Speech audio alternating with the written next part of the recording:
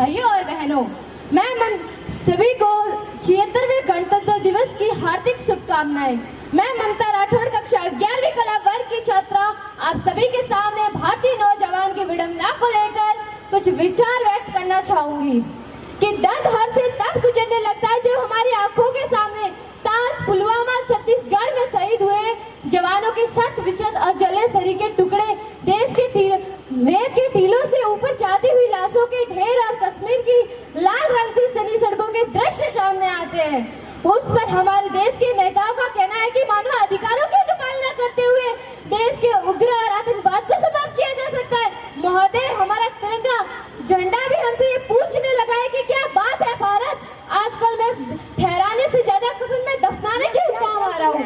महोदय, हृदय तो उस दिन फट गया जब एक बूढ़ी माँ अपने बेटे के चीथड़ों को देखकर बोली कि साहब, आप तो भर्ती में एक उग्रवादी की राइफल से निकलने वाली गोली को ये तय करना पड़े या न पड़े कि वो किसे लगेगी, लेकिन हमारे राइफल से निकलने वाली गोली को ये तय निर्णय लेना पड़ता है कि चाहे वो किसी दोषी को लगे या न लगे, पर किसी निर्दोष को नहीं लगनी चाहिए। यदि ऐसा हुआ तो ना तो हमें ये समाज छोड़ेगा और ना ये दिल का तार बनाने वाली ये मीडिया छोड़ेगी। और महोदय, मानवाधिकार के तले किसी जवान को दबाकर युद्ध के मैदान में छोड़ देना कोई वीरता नहीं है, बल्कि एक आत्महत्या है, आत्महत्या। क्योंकि महोदय, फूल को श्रृंगार दो ये मुमकिन नहीं, एक वीर को झनकार दो ये मुमकिन नहीं, जो हाथ बांधे सेना के, ऐसे मानवाधिकार की पालना संभव नहीं।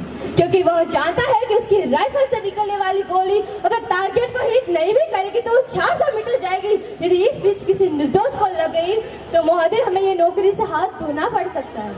और महोदय, अपनी नौकरी को बचाने के खातिर एक जवान ये सोचता है कि चाहे साहब मरे या न मरे, लेकिन लाठी नहीं टूटनी चाहिए।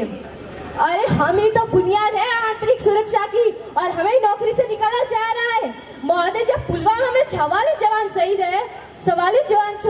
हुए, छत्तीसगढ़ में 76 जवान शहीद हुए, तो कोई भी मानवाधिकार की दोहाई देने वाला हमारे पक्ष में खड़ा नहीं हुआ।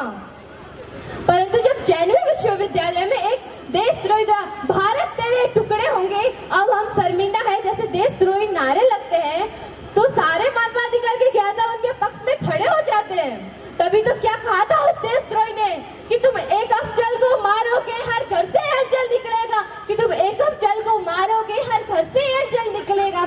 मैं भारत की बेटी है, ऐलान करती हूँ कि उस घर में घुस के मारेंगे जिस घर से अफजल निकलेगा, कि उस घर में घुस के मारेंगे जिस घर से अफजल निकलेगा। और एक तिरंगा उस सीने में और एक तिरंगा उस वीर जवान के सिंह में दहाड़ दो। और एक उठो देश के वीर जवानों, तुम सिंह बनकर दहाड़ो, एक तिरंगा उस कन्हैया के सीने में गाड़ दो। महोदय, मैं अपनी वाणी को विराम देते हुए पुनः एक बार सभी को गणतंत्र दिवस की हार्दिक शुभकामनाएं। Thank you.